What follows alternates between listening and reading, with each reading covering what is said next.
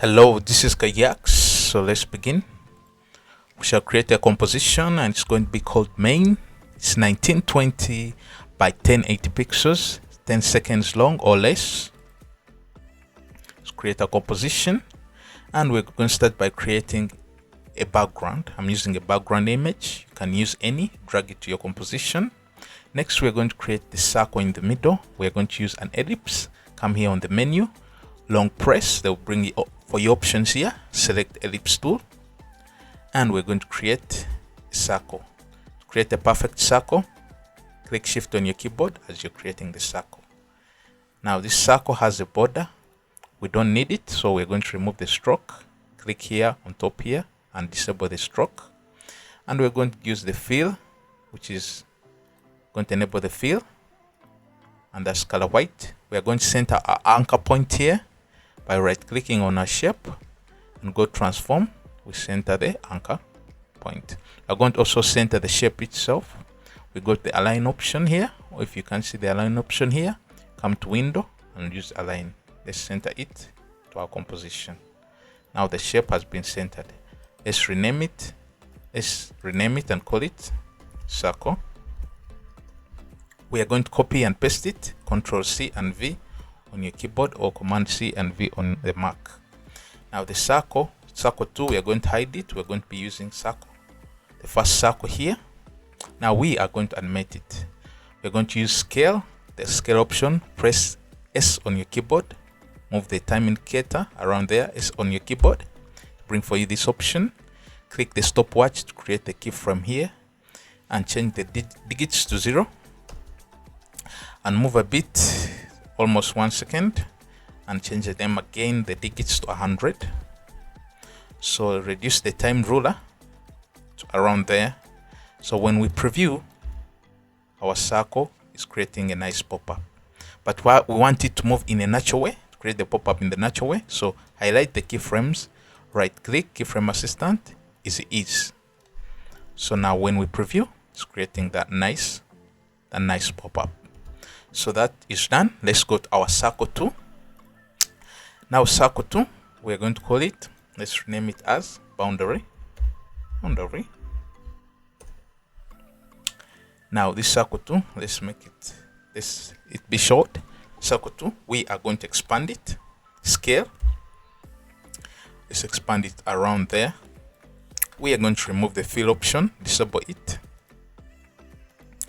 and we are going to enable the stroke. Now our stroke is going to be, let's get this color eyedropper, and we'll get this color here. That's our stroke. That is good. Let's increase the stroke size and the scale also around there. That's perfect.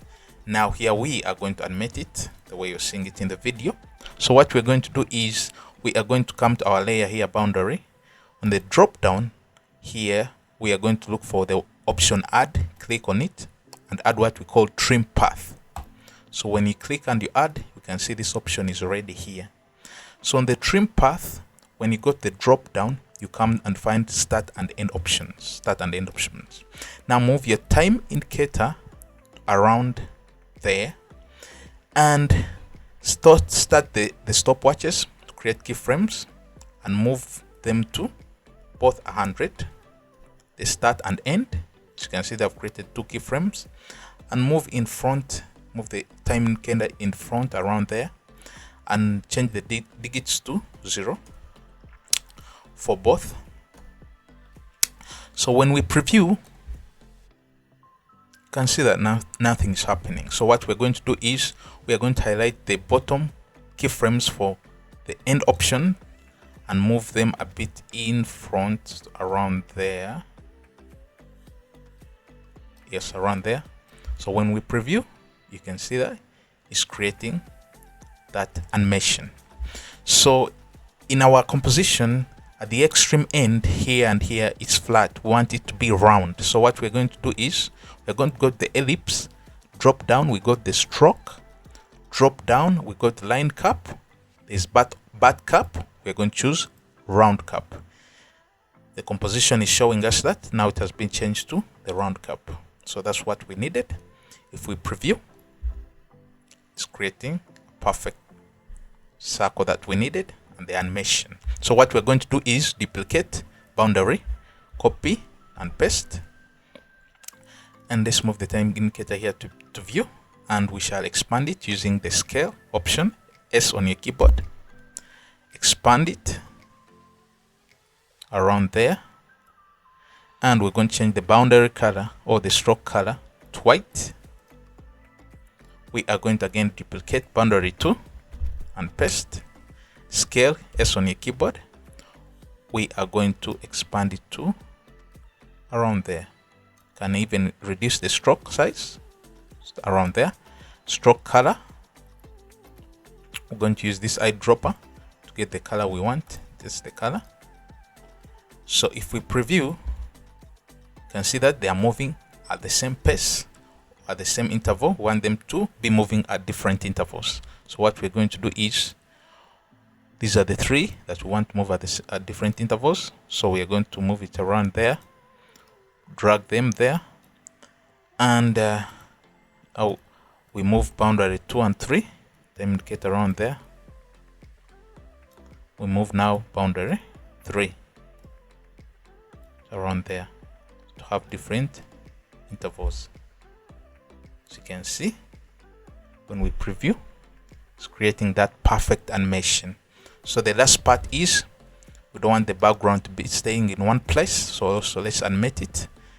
S on your keyboard for scale, create a keyframe, come to the extreme end, increase the size to around there, highlight both, right click, key assistant is ease,